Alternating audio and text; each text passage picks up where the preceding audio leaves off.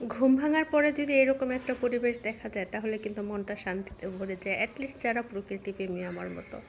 আমার ঘুম ভাঙার পরে এরকম একটা প্রকৃতি দেখার সৌভাগ্য হবে আমি কখনো কল্পনাও করিনি। আসসালামু আলাইকুম সবাইকে। আলহামদুলিল্লাহ আমরা ভালো আছি, আশা করি আপনারাও ভালো আছেন। যে যেখান থেকে দেখছেন সম্পূর্ণ ভিডিওটি দেখার জন্য আমন্ত্রণ রইল। একটু ফলো দিয়ে সাবস্ক্রাইব করে দিয়ে পাশে থাকার জন্য আমন্ত্রণ রইল। আর সকালবেলা এই পরিবেশটা দেখার পরে চলে আসছে আসলে কিচেনে। আর এই পরিবেশটা আমাকে আসলে গত বছরের একটা কথা মনে করিয়ে দিল। গত বছর আমার হাজব্যান্ডের প্ল্যান অনুযায়ী আমরা কক্সবাজার আর হচ্ছে সেন্ট মার্টিন দ্বীপে গিয়েছিলাম। তো কক্সবাজার যখন যাই তখন আমাদের টিকিট কাটা হয়েছিল রাতের, যদিও ইচ্ছা করে না, তবে আম, অনেকটা বাধ্য হয়ে রাতের টিকিট করা হয়েছিল। মানে আমরা যেই দিন যেতে চাচ্ছিলাম সেই দিনটাতে আমাদের দিনের টিকিট ছিল না। তো আমার হাজব্যান্ড আর আমার মধ্যে কিছুটা মতের গরমিল আছে। আমার মনে হয় সব হাজব্যান্ড ওয়াইফের মধ্যেই আছে। সেটা হচ্ছে তার কাছে যেটা নেগেটিভ মনে হয় আমার কাছে সেটা পজিটিভ মনে হয়, বা আমার কাছে যেটা পজিটিভ মনে হয় তার কাছে সেটা নেগেটিভ মনে হয়।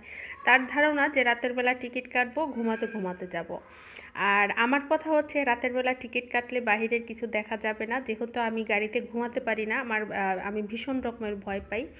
আর তার পুরো উল্টাটাই আমার হাজব্যান্ড, সে নাক ডেকে ঘুমাতে পারে বাসের মধ্যে, আর আমি একদমই সারা রাত ঘুমাতে পারি না। শুধু দিন হোক রাত হোক বাসে উঠলে মানে জার্নিতে কখনোই আমার চোখে ঘুম আসবে না, বরং অনবরত আমার এমন ভিতরে একটা আতঙ্ক কাজ করে যে এই বুঝি অ্যাক্সিডেন্ট হবে, এই বুঝি মারা যাব, এই বুঝি মারা যাওয়ার সময় কালিমা পড়তে পারবো না। এই জন্য এই টেনশনে আমার চোখে ঘুম আসে না। আর গাড়িতে বসে একটু দোয়া দরুদ পড়ারও অভ্যাসটা আছে, যদিও আগের চেয়ে এখন অনেকটা ভয় কেটেছে। বাট আগে অনেক বেশি ভয় পেতাম। এখন যখন যখন রাতের টিকিট কাটলো তখনই আমি বলেছিলাম যে রাতে এই কুয়াশার মধ্যে যাব, বললো যে না এখনও শীত পড়েনি। তখন ডিসেম্বর মাস ছিল, ঢাকায় তো তেমন কোনো শীতই ছিল না তখনও। তো ভাবছি যে আচ্ছা ঠিক আছে, যাওয়া যাক।